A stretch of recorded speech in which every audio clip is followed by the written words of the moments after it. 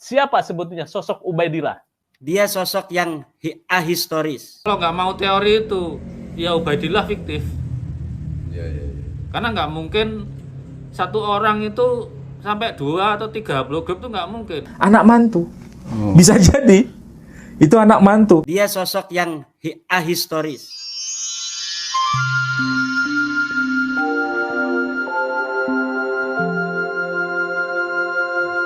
Ubaidillah yang dimitoskan sebagai nenek moyangnya Habib Alawi Yaman, itu ternyata menurut kajian ilmu DNA itu tokoh fiktif ya, artinya tidak ada orang yang bernama Ubaidillah itu ya. Gimana ini penjelasannya?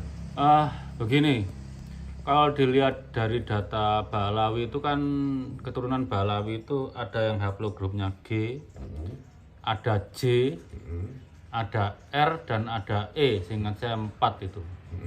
Mungkin ada yang lebih dikit lah. Tapi kan tidak mungkin satu tokoh itu sampai punya 4 haplogrup, major haplogrup. Harus dipilih salah satu. Pilihannya kalau milih salah satu, yang lain itu mungkin menantu. Jadi dalam pohon silsilah Ba'alawi itu ada banyak kakek yang haplogrupnya beda. Atau kalau nggak mau teori itu, ya Ubaidillah fiktif. Ya. Karena nggak mungkin satu orang itu sampai 2 atau 3 haplogrup itu nggak mungkin. Kita buka data lagi.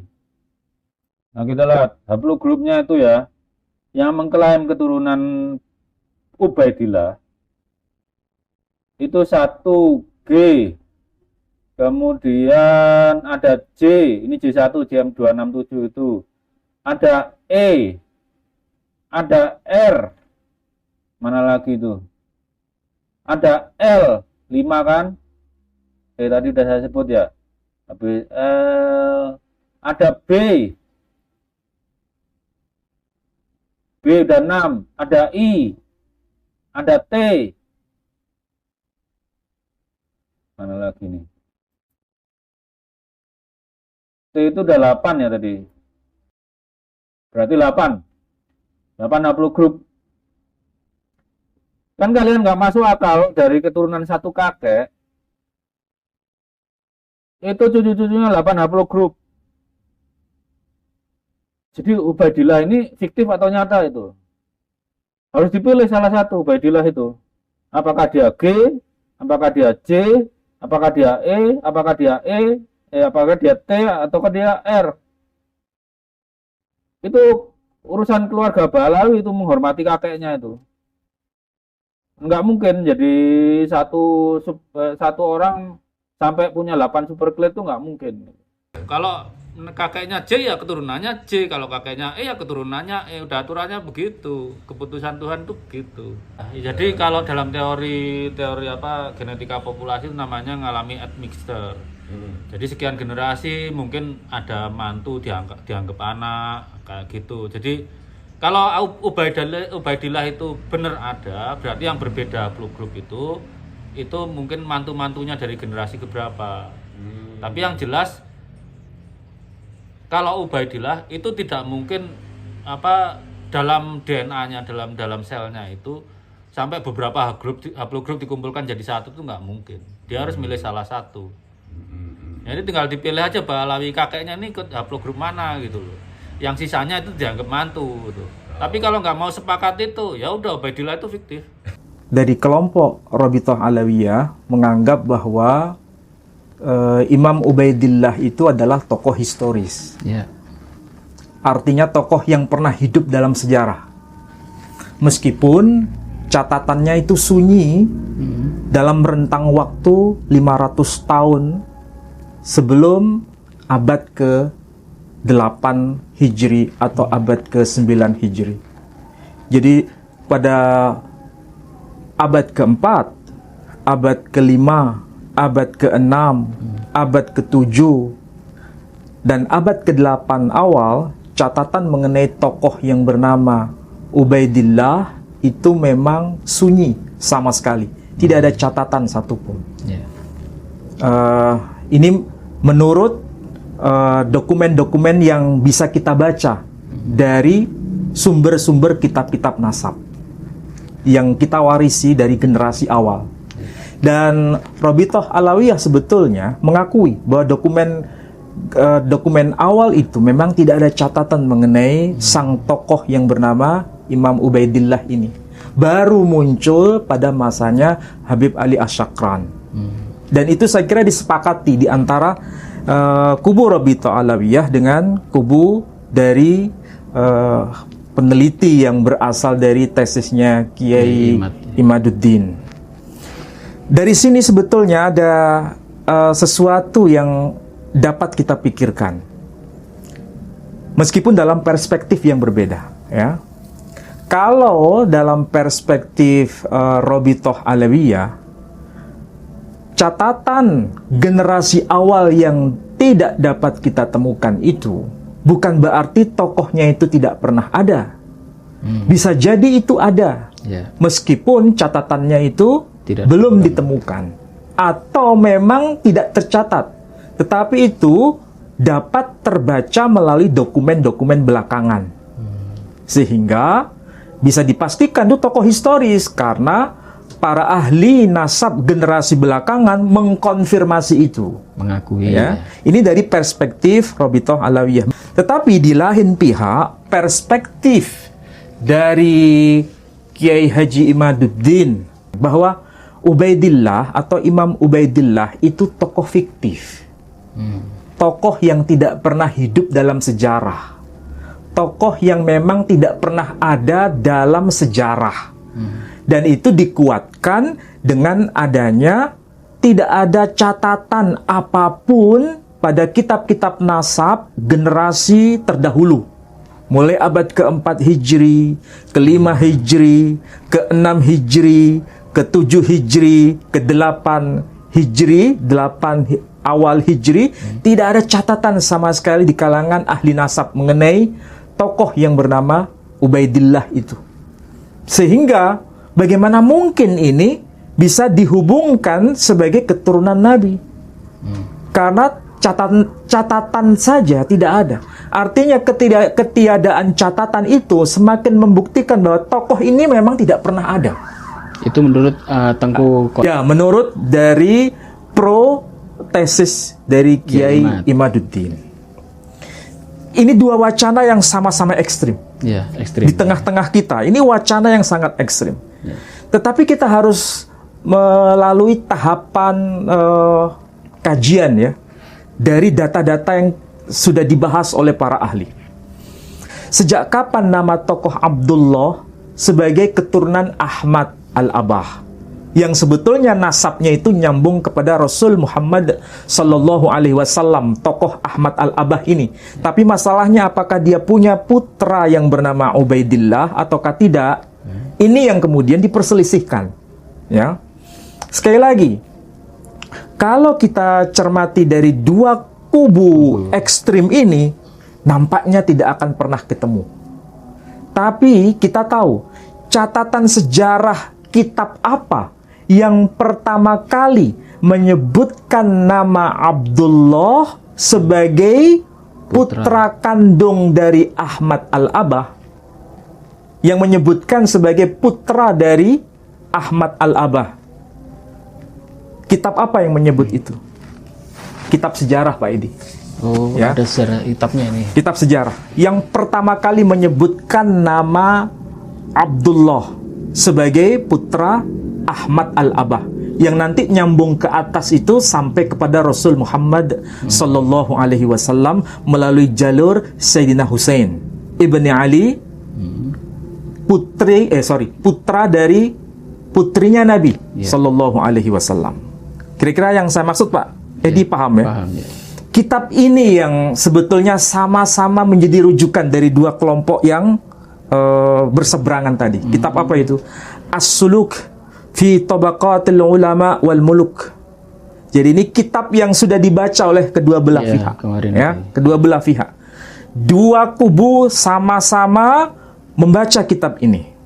Dan itu ditulis oleh seorang ahli sejarah yang dikenal namanya Bahauddin Abi Abdullah Muhammad ibn Yusuf bin Yaqub Al-Janadi. Makanya dalam diskusi-diskusi kitab As-Suluk langsung saja disebut nama tokohnya, nama pengarangnya, nama penulisnya, nama muarrikhnya, nama ahli sejarahnya. Disebut siapa? Al-Janadi. Dan kita tahu beliau dikenal lakopnya dengan sebutan Al-Yamani Asy-Syafi'i. Artinya beliau berasal dari Yaman. Ini menarik. Ini sejarawan yang paling awal yang menyebutkan nama tokoh Abdullah, bukan Ubaidillah ya, menyebutkan nama tokoh Abdullah bin Ahmad Al-Abah yang katanya nyambung kepada Nabi Shallallahu Alaihi Wasallam nasabnya. Dan beliau hidup tahun berapa? Beliau hidup tahun 730 Hijri. Berarti abad ke-7 ya? Bukan, abad ke-8. Oh, jadi 730 Hijri itu masuk kategori abad ke-8 Hijri. Ya. Abad ke-8 Hijri itu kalau disejajarkan atau dikonversikan ke dalam Masehi itu sama dengan abad ke-14 Masehi. Kita harus tahu cluenya. Abad 14 Masehi itu masuk kategori abad pertengahan, bukan? Masuk kategori abad pertengahan. Iya. Ya. Kalau masuk kategori abad pertengahan, kita bisa tahu bagaimana situasi di Yaman pada masa itu dan masa-masa sebelumnya. Di Yaman. Apakah di sana ada komunitas Kristen Arab ataukah tidak? Maksudnya ada kelompok Kristen dengan Islam? Di zaman-zaman itu, kekristenan Arab itu luar biasa. Memiliki peradaban, bahkan memiliki catatan-catatan silsilah. Oh, dari kelompok orang-orang Kristen ini ya? Ya. Dan Yaman jangan dianggap sebagai Yaman yang Islami secara mutlak, tapi Yaman itu merupakan kawasan melting point. Kawasan yang menjadi titik temu dari semua tradisi, baik itu yang Muslim, kemudian yang Kristen ada di sana. Itu Kristen Timur, Koptik itu ya? Kita kenal dengan sebutan Kristen Ortodok. Oh, ya? Ortodok Timur. Yaman waktu itu, ya. Dalam sejarah di masa klasik itu ada diperintah oleh Raja Abraha. Pernah dengar kisah ini? Raja Abraha. Raja Abraha itu sebetulnya representasi dari kekristenan Yaman. Dan berkaitan dengan persoalan nasab itu menjadi bagian dari tradisi orang-orang Yaman Kristen. Oh, dari kelompok Kristen malah sudah ada. Tradisi sudah ada. Nasab ini. Sudah ada. Dan kita bisa tahu bahwa ada memang sejarah yang harus diungkap di situ.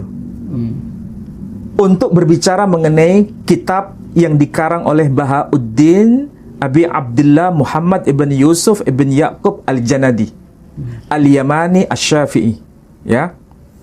Maksudnya bagaimana? Kita nggak mungkin bisa memecahkan teka-teki di antara dua diskursus yang saling berseberangan kecuali merujuk pada tradisi kekristenan Arab di kawasan Yaman. Kala itu ya. Maksudnya bagaimana? Begini Pak Edi. Tradisi kekristenan Yaman itu nasab seorang perempuan itu bisa digantikan dengan sosok laki-laki. Maksudnya nasab dari jalur perempuan. Kalau misalnya ada nasab ya.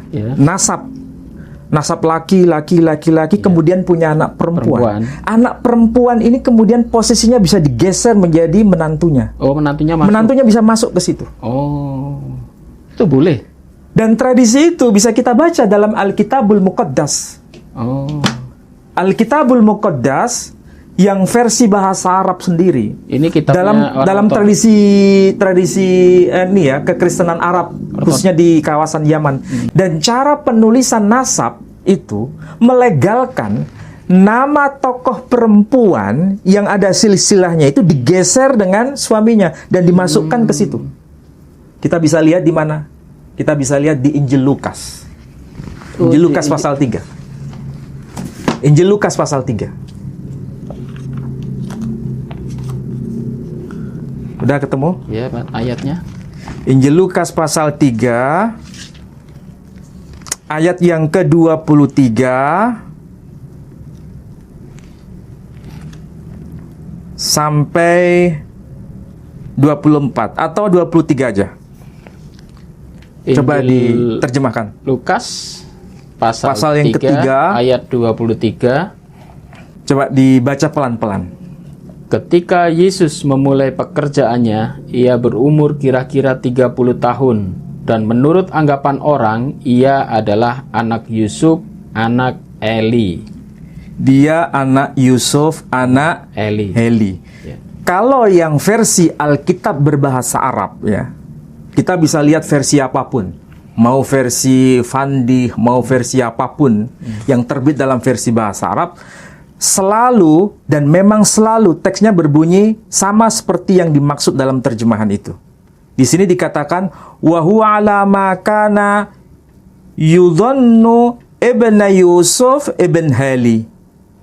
Jadi dia itu dinisbatkan pada siapa itu? Nama tokoh Yusuf bin Heli. Jadi Nabi Isa alaihissalam atau Yesus al-Masih, kalau versi bahasa Arabnya itu ya, itu dianggap sebagai putra Yusuf bin Heli. Dianggap sebagai putra Yusuf bin Heli. Pertanyaannya, apakah Yesus al-Masih atau Isa al-Masih itu putra kandung dari Yusuf? Bukan. Bukan. Iya. Tapi putra kandung dari Maryam atau Maria. Tapi di sini nama Maryam nggak muncul. Tidak muncul. Tapi yang muncul adalah nama Yusuf. Kemudian bin Heli. Dalam catatan gereja ortodok, ya, Maryam itu adalah putra kandung Heli. Jadi Maryam itu putra kandung Heli. Tetapi dalam silsilah di sini nama Maryam dihilangkan, diganti dengan Yusuf sebagai suaminya Maryam. Jadi kalau dalam konteks ini Yusuf posisinya sebagai anak kandung atau anak mantu? Ini anak mantu. Anak mantu. Jadi anak mantu bisa Masuk. menjadi pengganti dari anak kandung kalau dia perempuan. Oh, gitu. Tradisi begini itu sudah ada di Yaman. Nah, masalahnya, apakah mungkin, ya, apakah mungkin Ahmad al-Abah yang sebetulnya nasabnya itu sambung kepada Nabi Shallallahu Alaihi Wasallam itu punya anak perempuan yang kemudian menikah dengan Ubaidillah? Yang kemudian nama Ubaidillah itu disambungkan dengan Ahmad al-Abah. Masuk ke situ. Apakah mungkin begitu? Itu menjadi penelitian menarik. Oh. Pak Ali, dasarnya apa bisa? Karena kalau kita lihat ya, di dalam berbagai referensi dari beberapa kitab nasab yang dapat kita temui ya, kitab-kitab nasab yang mencantumkan nama-nama tokoh, misalnya Muhammad bin Muhammad al-Akbar, itu tokoh historis. Tetapi dalam kitab Al-Majdi, karya dari Al-Umari, itu menyebutkan ada 3 tokoh, 3 putra dari Muhammad bin Muhammad al-Akbar. Pertama Ibrahim, punya anak laki-laki bernama Muhammad. Kemudian yang kedua, anaknya itu bernama Ali, punya anak laki-laki yang bernama Ibnu Tibala. Yang ketiga, punya anak yang bernama Ishak, tapi punya anak perempuan. Dan Fakhrur Razi yang menulis kitab As-Sajarah Al-Mubarakah itu tidak menyebutkan nama Ishak yang punya anak perempuan ini. Bisa jadi pada satu dokumen kitab nasab nama anak perempuan itu dicatat. Dalam dokumen lain tidak dicatat. Bisa jadi dalam konteks ini anak perempuan itu kan sebetulnya kalau bahasa awamnya itu kan keturunan kelas 2. Dalam tradisi Timur Tengah ya. Israel itu juga nggak disebut. Karena anak laki itu menjadi posisi pertama. Anak perempuan itu posisi kedua. Sehingga kadang dicatat, kadang nggak dicatat. Hal seperti ini juga menjadi bagian dari tradisi yang diwariskan ketika zaman Islam itu muncul. Para ahli nasab itu mencatat anak laki-laki itu begitu dominan. Anak perempuan tidak dicatat. ya kan? Ya. Kenapa nggak dicatat? Karena wanita atau manusia perempuan itu masuk kategori kelas 2. Sedangkan anak laki-laki masuk kategori kelas 1. Itulah sebabnya di kalangan tradisi Ba'alawi, anak perempuan itu dianggap bisa nggak menjadi penerus nasab dari Nabi Shallallahu Alaihi Wasallam. Kalau kemarin Nabi Bahar ngomong Terputus. karena kalau dari jalur perempuan terputus. Kalau dari jalur perempuan terputus. Iya. Jadi kalau dalam konteks ini ya, kalau seandainya benar dan itu menjadi penelitian menarik bagi para pengkaji ahli nasab di Indonesia itu, apakah memang ada kemungkinan bahwa Ahmad Al-Abah itu punya anak perempuan yang bisa jadi nanti menjadi istri Ubaidillah sebagai tokoh historis meskipun dicatat di masa belakangan, tapi kemudian dia akan menjadi penerus. Penerus dari dzurriyyah Nabi, tapi terputus. Karena pertama tidak dicatat, tapi belakangan muncul namanya. Iya. Pak Ali mungkin punya dokumen untuk memperkuat itu, Pak Ali. Nah, masalahnya ini dokumen perlu pengkajian lebih dalam. Gitu ya. Karena ini sebetulnya masih kurang matang dalam pengkajian. Karena kalau mencari nama anak perempuan Al-Abah dari dokumen-dokumen yang sudah dibaca dan di-share oleh banyak orang, itu belum ditemukan satu tokoh perempuan ini. Apakah satu tokoh perempuan ini tidak tercatat itu karena memang dianggap tidak terlalu penting, sehingga di dokumen-dokumen awal nama itu nggak muncul. Tetapi kita harus ingat, nama Ubaidillah di generasi awal juga tidak tercatat. Tidak tercatat itu apakah sebagai tokoh fiktif atau memang tokoh ini tidak terlalu penting. Karena hanya sebagai penyambung saja. Tahu maksudnya penyambung? Hanya statusnya sebagai anak mantu, baru muncul belakangan. Bisa jadi begitu. Tapi itu menjadi penelitian yang tentu tidak mudah untuk ditelusuri. Perlu ada kajian-kajian lebih intensif. Tapi minimal dari sini ada 3 wacana. Pertama, bisa jadi ini tokoh fiktif. Karena namanya tidak muncul 500 tahun lebih. Seperti tuduhan, 550 tahun. Seperti tuduhan dari Kiai Ahmad itu. Iya. Itu kan sejak awal itu. Tidak pernah muncul dalam tradisi buku-buku nasab di era generasi awal. Sehingga itu dikategorikan tokoh fiktif. Berarti tidak mungkin para habaib ini keturunan Nabi dari jalur manapun. Itu pendapat pertama. Itu pendapat pertama. Pendapat kedua, itu pasti keturunan Nabi. Tetapi namanya tidak dicatat. Ubaidillah itu di dokumen-dokumen awal. Gitu. Tapi dicatat di dokumen-dokumen akhir. Tapi ini pun menjadi sesuatu yang bermasalah. Kenapa tidak ada kesaksian dari dokumen-dokumen awal? Itu menjadi persoalan. Yang ketiga, bisa jadi ini tokoh historis, bisa jadi. Tetapi karena dia nyambungnya melalui tokoh perempuan, anak perempuan dari Ahmad Al-Abah. Tapi masalahnya, ini siapa namanya? Sehingga baru muncul belakangan.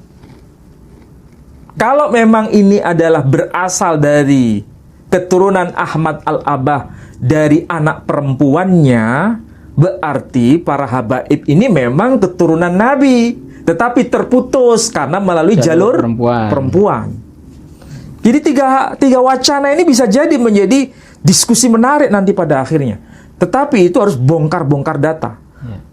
Apakah nama anak Ahmad Al-Abah yang perempuan ini bisa terkonfirmasi pada dokumen-dokumen yang belakangan? Kalau dokumen-dokumen awal tidak ada penjelasan. Tapi kalau hal seperti ini dari tokoh-tokoh yang lain, ada yang anak laki-lakinya disebutkan, ada yang anak perempuannya nggak disebutkan. Tapi di dokumen lain disebutkan. Bisa jadi di dokumen kitab-kitab nasab itu, di satu kitab nasab ditemukan, di satu kitab nasab tidak ditemukan. Dan itu harus dicari. Kalau di kitab yang dibawa Pak Ali ini memang disebutkan ya? Apanya? Kalau kitab As-Suluk ini menarik. Kenapa? Kecurigaan saya itu karena di sini disebutkan keluarga besar Ba'alawi itu ada. Nama-namanya itu Ini menarik. penulisannya abad berapa ini, Mas?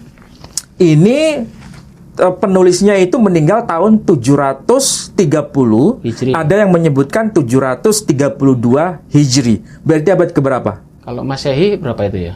Ini kalau Hijri abad ke-8 Hijri. Ya. Tapi kalau Masehi itu abad ke-14 Hijri.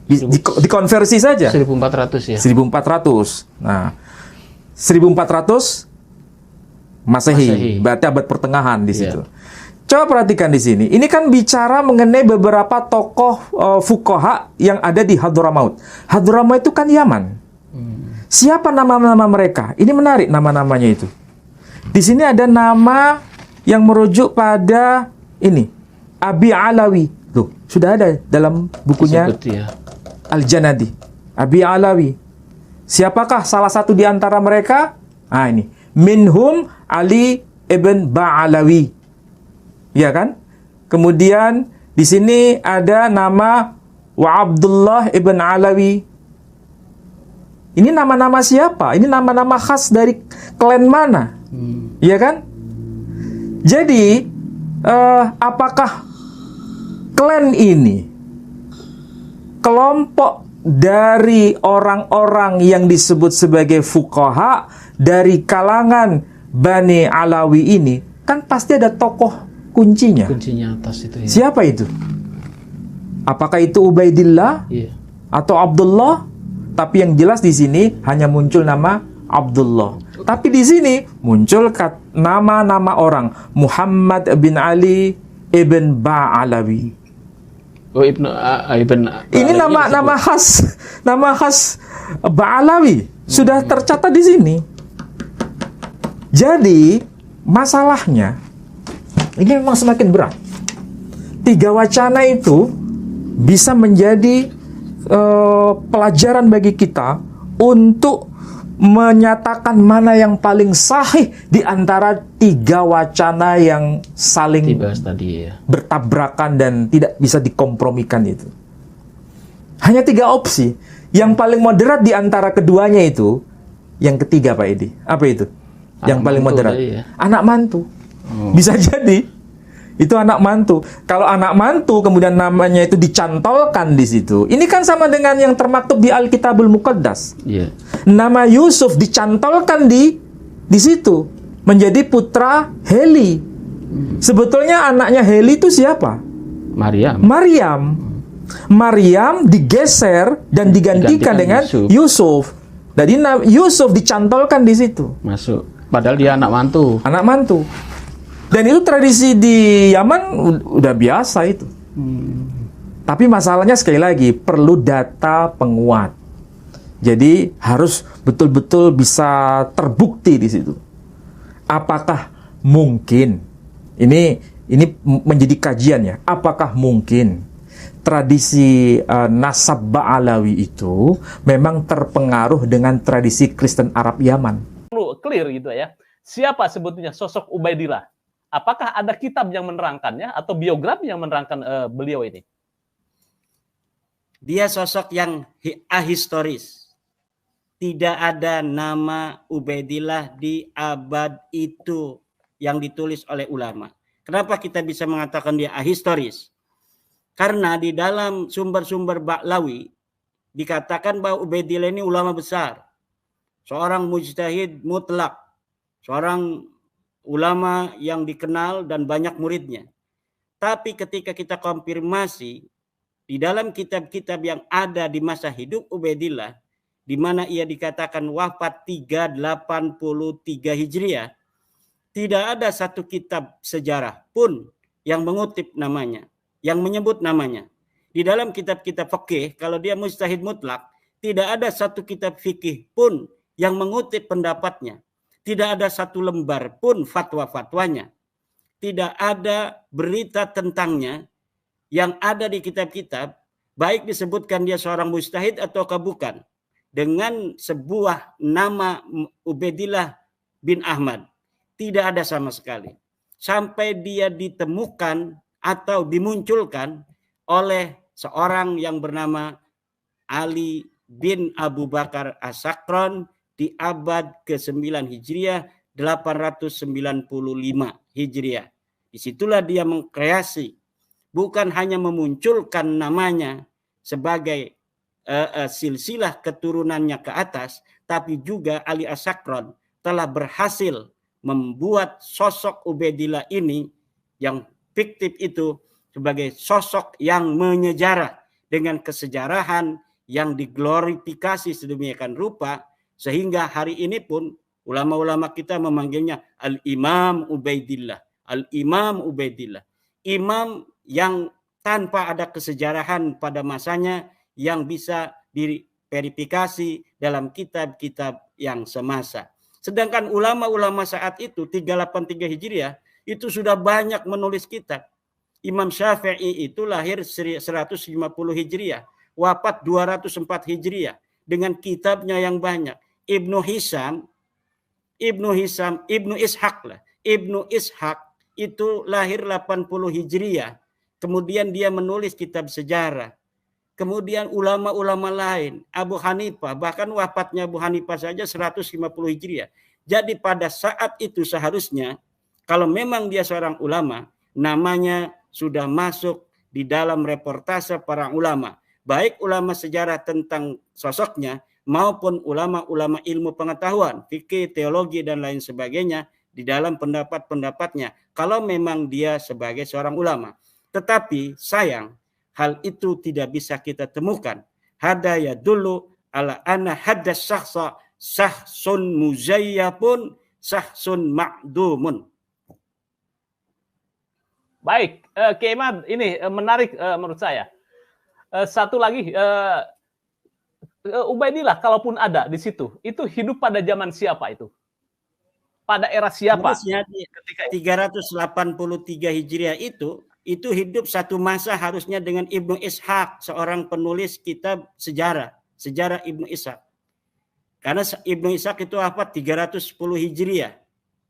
Berarti kemungkinan dia bertemu atau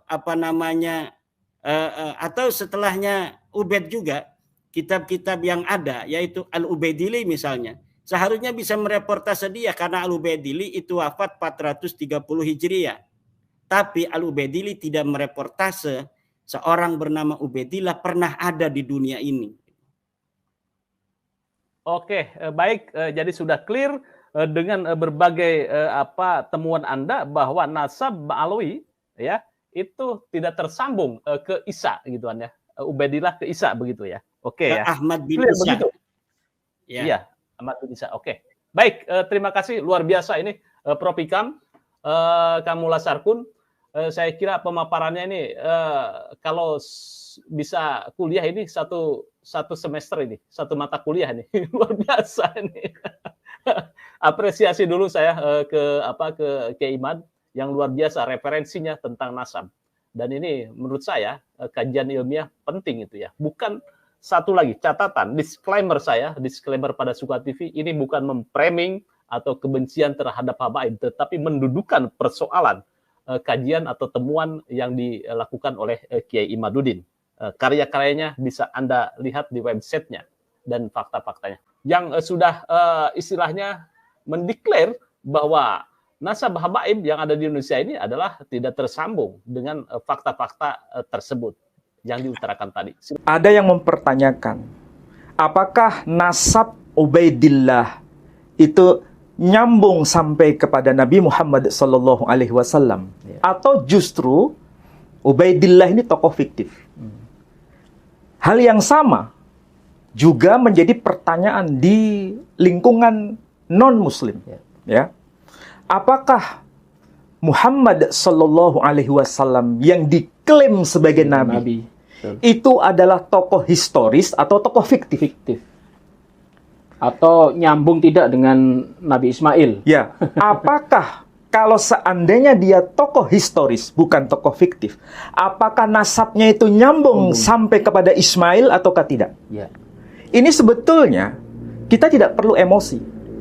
Kita harus bisa menghadirkan data yang betul-betul akurat dan itu harus melibatkan data eksternal. Baik. Dan selain data eksternal, harus juga menghadirkan data yang sezaman dengan tokoh yang dimaksud. Dan kita akan bedah itu pada malam ini dengan dokumen-dokumen pembanding yang tentu saja melintas batas agama, melintas batas bahasa, melintas batas kultur. Oh, ada itu ya. Dan ini akan saya hadirkan dokumen-dokumen itu. Kemarin ada pertanyaan menarik nih Ustaz Ali. Waktu Pak Ali membahas masalah nasabnya Ubaidillah, itu ada yang mempertanyakan ngapain itu? Gak ada hubungannya dengan Kristen, gak ada hubungannya dengan Yahudi. Kok Pak Ali menghubung-hubungkan ke Kristen? Padahal Nabi Muhammad lintas batas ini. Pak Ali bilang ada Yahudi, ada Kristen, ada tulisan-tulisan dari non-Muslim ya. Mungkin gimana itu? Nah, itulah perlunya kecerdasan membaca literatur melintas batas dokumen eksternal. Jadi bukan klaim sepihak dari kelompoknya sendiri. Kalau Pak Edi ditanya, mengapa Pak Edi bisa percaya kepada Muhammad Sallallahu Alaihi Wasallam sebagai nabi? Apakah betul dia nasabnya nyambung kepada Ismail? Apakah betul dia sebagai tokoh historis? Dokumennya apa yang bisa memvalidasi itu? Kalau seandainya pertanyaan itu diajukan kepada Pak Edi, apakah Pak Edi hanya berdasar pada iman saja? Dokumen Islam menyebutkan bla bla bla. Kalau tidak percaya ini dosa. Kalau tidak percaya ini kamu masuk neraka. Apakah sekedar itu? Tidak. Kita beriman tidak butuh apa semacam bukan iman buta ya. Pengakuan sekedar pengakuan yang buta, tapi bagaimana kita mempertanggungjawabkan iman kita itu berdasarkan dokumen-dokumen yang valid. Dan tentu saja ini yang akan kita bahas sekarang. Oke. Nah, tadi Pak Edi sudah memberikan pengantar kepada saya. Apakah benar bahwa Nabi Muhammad Sallallahu Alaihi Wasallam itu bisa divalidasi sebagai tokoh historis berdasarkan dokumen eksternal? Bukan data dari Islam ya? Data Islam otomatis kita sajikan. Tetapi itu bukan sebagai pembenaran. Tetapi bagaimana itu bisa diakui kevaliditasannya berdasarkan dokumen pembanding di luar dokumen Islam. Apakah ada? Kemudian, apakah memang ini nasabnya nyambung kepada Ismail? Dan ada pengakuan dari dokumen eksternal itu. Dan sezaman. Oh, sezaman Nabi Muhammad. Malam ini Pak Edi, kita akan coba melihat data ya, melihat data. Data yang ditulis oleh dokumen eksternal itu sangat luar biasa penting. Karena apa? Karena saya sekarang ini bicara dalam konteks kajian filologis, kajian ilmu filologi. Orangnya disebut filologis. Saya kira orang yang berkecimpung dalam kajian filologi pasti memahami bahasa saya. Ya. Ini dokumen yang saya hadirkan, ini sudah diterbitkan oleh lembaga resmi dan prestisius. Lembaga apa itu? Lembaganya ini kampus yang sangat terkenal di dunia ini. Harvard University Press. Harvard Pak Edi. Kampus Harvard. Dan ini diterbitkan tahun 2020. Sebetulnya ini dokumen kuno, tapi dicetak ulang sampai zaman kita ya. Tahun terbitnya tahun 2020. Itu cetakan awal tahun berapa itu? Di sini tidak ada penjelasan, tapi yang jelas kita akan tahu ini tokohnya bernama Sophronios of Jerusalem. Jadi Sophronius. Namanya Sophronius. Sophronius of Jerusalem. Sophronius yang tinggal di kota Yerusalem ya. Beliau ini seorang rahib. Kalau disebut rahib berarti tokoh besar di kalangan Kristiani. Ya, beliau lahir tahun berapa? Meninggal tahun berapa? Nah, kalau kita lihat dari data yang sifatnya data akademik, beliau itu lahir tahun 560 Masehi. Meninggal atau wafat tahun 638 Masehi. Perhatikan ini angka penting Pak Edi. Tahun 560 Masehi kalau dia dilahirkan, Nabi Muhammad SAW sudah lahir belum? Itu belum itu. Belum. Iya. Nabi Muhammad itu lahir tahun 571 Masehi. Berarti sebelum Nabi Muhammad Shallallahu Alaihi Wasallam dilahirkan, Sophronius sudah lahir lebih dulu. Iya. Sophronius meninggal tahun 638 Masehi.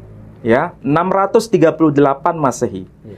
Nabi Muhammad Shallallahu Alaihi Wasallam itu meninggal tahun 632 Masehi. Oh, selisih sedikit ya. Ya, berarti ketika Nabi Muhammad Sallallahu Alaihi Wasallam meninggal, Sophronius sebagai rahib Kristen yang tinggal di Yerusalem masih hidup.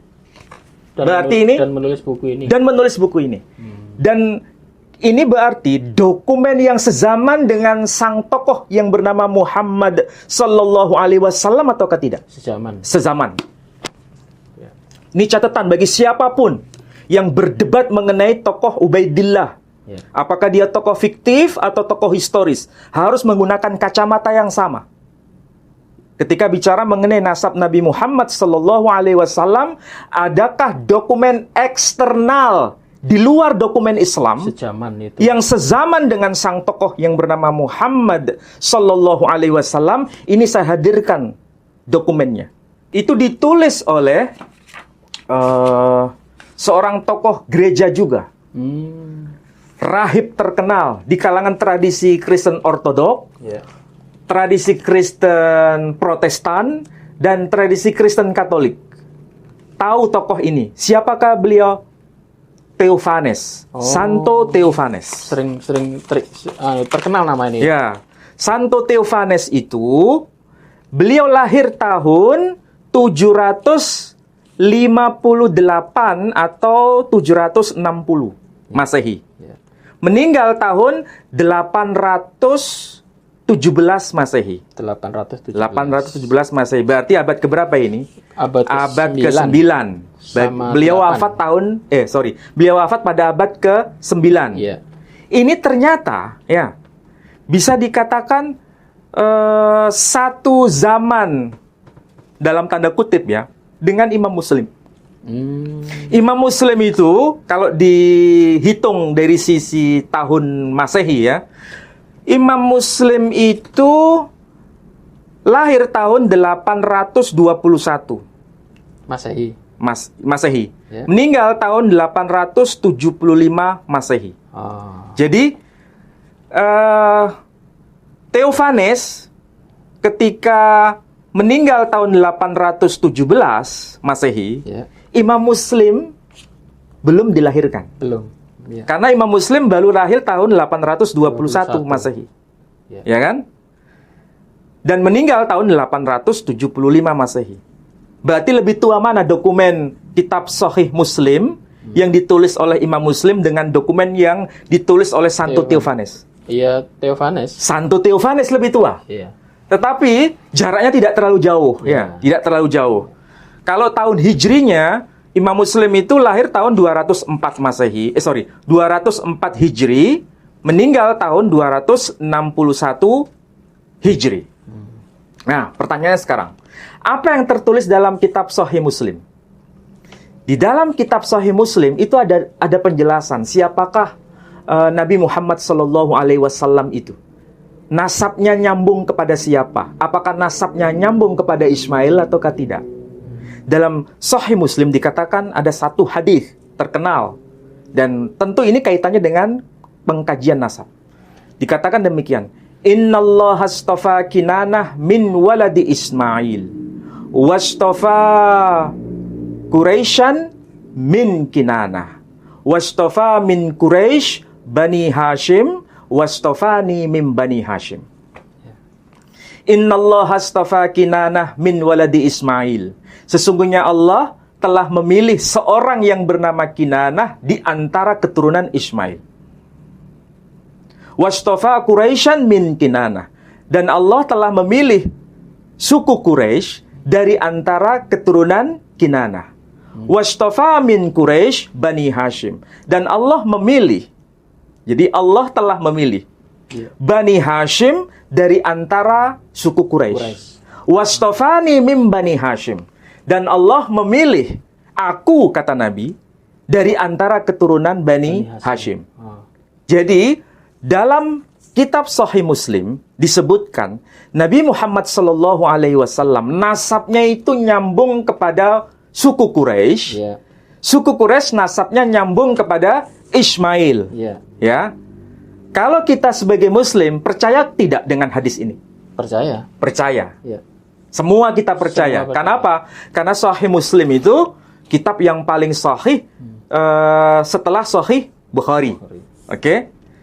Tapi kalau ini dokumen internal, itu berarti hanya klaim sepihak. Iya. Hanya klaim umat Islam. Kalau hanya klaim umat Islam, cukup diimani, selesai. Nggak perlu menakut-nakuti orang non-Muslim. Kalau kamu tidak percaya bahwa Nabi Muhammad nasabnya nyambung kepada Ismail, kamu berdosa.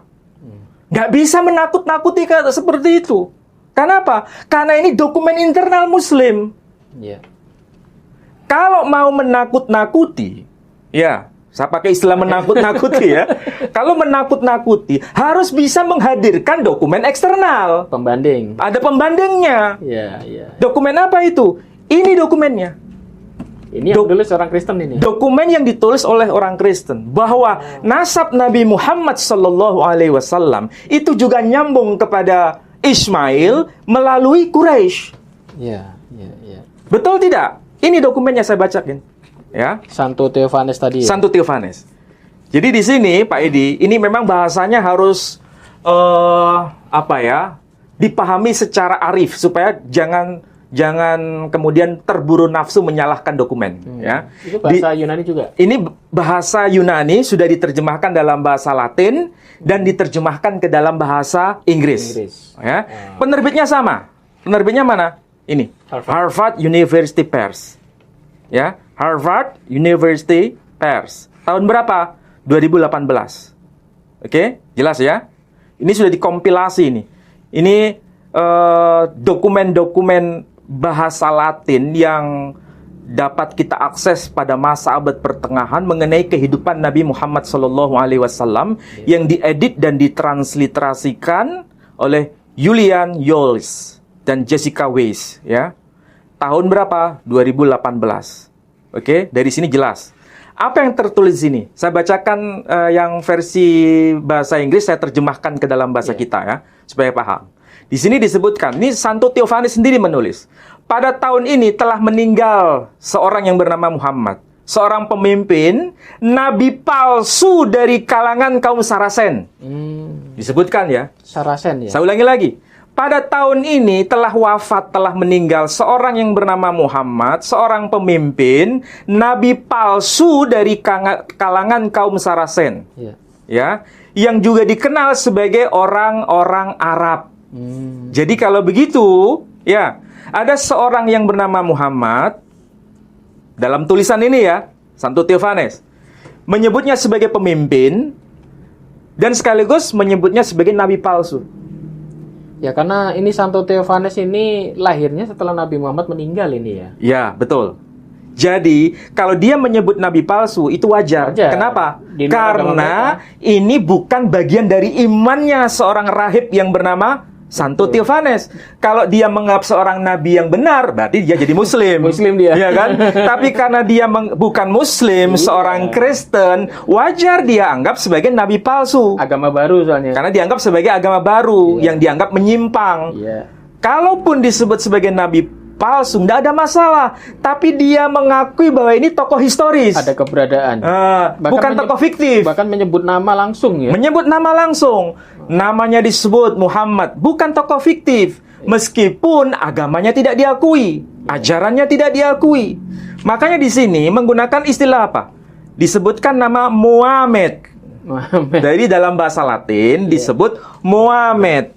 Kalau bahasa Inggrisnya Muhammad, kalau sudah diinggriskan. Nama aslinya dalam bahasa Latin disebutkan Muhammad. Saracenorum qui et Arabum princeps et pseudoprofeta. Artinya apa? Seorang yang bernama Muhammad, Saracenorum, keturunan kaum Saracen. Iya. Berarti kaum Sarasen itu sama dengan kaum Sarah. keturunan Ismail. Iya. Sama dengan kaum keturunan Hagar. Hajar. Sama seperti kesaksian Sophronius. Sophronius Ya, yang tadi saya sebutkan. Jadi ada seorang yang bernama Muhammad yang berasal nasabnya itu dari kalangan kaum Sarasen. Ya. Maksudnya sama dengan kaum Ismail, keturunan Ismail. Sama dengan kaum keturunan Hagar. Berarti betul ada pengakuan di sini bahwa Muhammad itu keturunan kaum Sarasen yang juga disapa sebagai Kui et Arabum, bangsa Arab. Kemudian Princeps sebagai pemimpin, et pseudo profeta. Pseudo itu palsu, profeta nabi. Jadi nabi palsu. Dari sini masih dirinci lagi. Apakah sekedar kaum keturunan Ismail? Ya. Rinciannya apa? Di sini disebutkan. Ya, ini terjemahnya dulu ya. Dia itu keturunan dari suku yang amat dikenal. Ya, suku yang amat dikenal. Keturunan dari Ismail, putra Abraham. Ya, putra Abraham. Cicitnya nanti itu bernama Nizar. Ya, Nizar yang dianggap sebagai patriarh bangsa Arab. Ya. Dia itu Nizar memiliki dua anak, yakni Mudhar dan Rabi'ah. Mudhar melahirkan suku Quraisy, suku Qais, suku Tamim, suku Asad, dan suku-suku yang lain yang tidak dikenal. Jadi di sini ada pengakuan bahwa Nabi Muhammad SAW itu keturunan Ibrahim, keturunan Ismail, keturunan Nizar, keturunan Mudhar, keturunan Quraisy. Lengkap di sini. Di sini bahasa Latin jelas dikatakan apa? Ismaelis, Fidelicet, Fili Abrahai, keturunan Ismail, anak dari Abraham. Nizarus Enim, keturunan dari Nizar. Ismaelis Pronepos. Jadi dia itu sebagai patriarh kaum keturunan Ismail. Kemudian di sini disebutkan Higignit Filios Duos. Nizar ini memiliki dua anak, duos. Filios duos, dua anak. Siapakah itu? Mudarum, Sliset, Sliset, Rabiam. Yang pertama Mudarum, yang kedua disebut Rabia. Mudarus Gignit Kurasum. Mudar memperanakkan Quraisy, Kurasum, Quraisy. Quraisy et Kaison et Teomimen et Asadum et alias Ignotos. Jadi Mudars itu melahirkan suku Quraisy, suku Qais, suku Tamim, suku Asad, dan suku-suku lain yang tidak dikenal. Et alias Ignotos. Dalam bahasa Latin disebutkan begitu. Jadi di sini dokumennya jelas bahwa nasab Nabi Muhammad SAW itu keturunan Quraisy. Ya, Quraisy keturunan Nizar. Ya, keturunan Mudhar bin Nizar, keturunan Ismail, keturunan Ibrahim. Ini dokumen eksternal, Pak Edi. Yang memperkuat apa yang dikatakan oleh Imam Muslim. Jadi dokumen internal ada, dokumen eksternal ada. Iya. Begitulah seharusnya cara membuktikan nasab yang benar. Bahkan sezaman itu. Sezaman. Iya. Jadi kalau hanya dokumen Imam Muslim, ya cukup diimani. Tapi kalau nggak bisa menghadirkan dokumen seperti ini, untuk apa kita memaksa orang percaya? Iya. Betul. Ini saya terlalu semangat ya. Nah, sekarang coba perhatikan nih. Nasab Nabi Muhammad SAW, ya. Dokumen yang paling tua dari versi internal Muslim itu Sirah Nabawiyah li Ibn Ishaq. Dia tahun wafatnya itu 151 Hijri, Pak Edi. 151 151 Hijri. Kalau Imam Muslim tadi tahun berapa ya? Imam Muslim tadi? 821 Masehi. Hijriah. 204. Berarti abad ketiga. Abad ketiga sampai keempat. Kedua sampai ketiga. Abad ketiga Hijri wafatnya ya. Iya. Kalau ini wafat abad kedua Hijri. Iya. Selisih 1 abad. Iya. Ya. Jadi mana yang lebih tua dokumennya? Lebih tua ini. Lebih tua ini. Iya. Jadi dokumen yang paling tua itu bukan kitab hadis, tapi dokumen sirah. Kitab sejarah. Sirah Nabawiyah. Kitab sejarah, bukan dokumen nasab. Ya. Dikarang oleh siapa tadi? Ibnu Ishaq. Oh. Di sini disebutkan nama Nabi Muhammad. Ini keturunan siapa ada. Tetapi ini bukan dokumen kitab nasab. Ini dokumen kitab sejarah. Iya. Ya, dokumen tarikh. Nah, dokumen mengenai nasab yang paling awal mengenai Nabi Muhammad SAW ini adalah kitab Jamharah Nasab Quraisy. Wafat tahun berapa? 256, dari abad ketiga Hijri. 256 Hijri. Ya, sezaman dengan Imam Muslim, ya. Imam Abad Muslim, ketiga Hijri. Iya, ketiga. Nah, ini juga abad ketiga Hijri. Ini dokumen nasab. Dan memang ada mengutip soal Nabi Muhammad SAW. Ini Sampai Nabi Ismail ya. di sini sederhana aja. Hanya dikatakan wa yaqulu laha ma arahu illa nabiy hadhil ummah alladhi basyara bihi Musa wa Isa. Aku tidak melihatnya kecuali hanya seorang nabi umat ini yang telah diberitakan mengenai kedatangannya oleh Musa dan Isa. Ini bicara mengenai Nabi Muhammad SAW sudah termaktub di dalam kitab Jamharah Nasab Quraisy. Abad ketiga Hijri. Jadi kalau dibandingkan dengan masa kehidupan Nabi Muhammad SAW, jaraknya jauh atau dekat? Dekat itu. Sangat dekat. Tapi dokumen nasab Nabi Muhammad SAW ada. Lalu bandingkan dengan Ubaidillah Yang abad-abad agak yang seharusnya muncul belakangan. Tapi dokumen itu nggak ada sama sekali. Iya. Kalau kita berpikir waras, Pak Edi, Iya. nalar kita jelas. Seharusnya untuk melacak nasab Nabi Muhammad SAW itu dokumennya agak susah seharusnya. Lebih tua soalnya. Karena lebih tua. Lebih jauh. Lebih mudah untuk melacak nasab Ubaidillah. Karena Karena era belakangan. pertengahan. Tapi itu pun Tidak dokumen temukan. mengenai nasab Ubaidillah tidak jelas seperti sejelas nasab Nabi Muhammad SAW. Ya. Ini kita bicara mengenai dokumen, Pak Edi. Ya. Pak Edi paham maksud saya enggak? Paham. Ya, baik. Ini karena tadi sudah dijelaskan bahwa luar biasa ini ya Nabi kita Nabi Muhammad ini. Ternyata dokumen-dokumennya itu bukan hanya tulisan dari orang muslim saja, tetapi tulisan itu dari orang non-muslim loh, orang Kristen. Bahkan hidupnya sejaman dengan Nabi Muhammad. Bahkan ada lagi tulisan setelah Nabi Muhammad wafat, tulisan itu pun ada yang mencatat lagi, yaitu dari Santo Theophanes tadi ya. Dan luar biasanya itu nyambung. Jadi tidak ada kesangsian sama sekali bahwa Nabi Muhammad itu turunan langsung dari Nabi Ismail. Berarti malam hari ini sekaligus menjawab semua tuduhan non-muslim bahwa Nabi Muhammad itu nasabnya tidak nyambung ke Nabi Ismail. Dan ternyata tuduhan itu dibantah justru oleh orang-orang dari non-Islam sendiri. Ada dokumen eksternal. Dan ada dokumen eksternalnya. Sezaman lagi dengan Nabi Muhammad SAW. Ini kalau kita bandingkan dengan yang nasabnya Ba'alawi yang lebih muda, harusnya tuh lebih kuat datanya. Lebih lengkap lagi harusnya. Seharusnya yang datanya sezaman dengan masa kehidupan Ubaidillah. Dan dokumennya dokumen eksternal. Di luar dokumen kalangan Ba'alawi. Kalau hanya dokumen kalangan Ba'alawi sendiri cukup diyakini.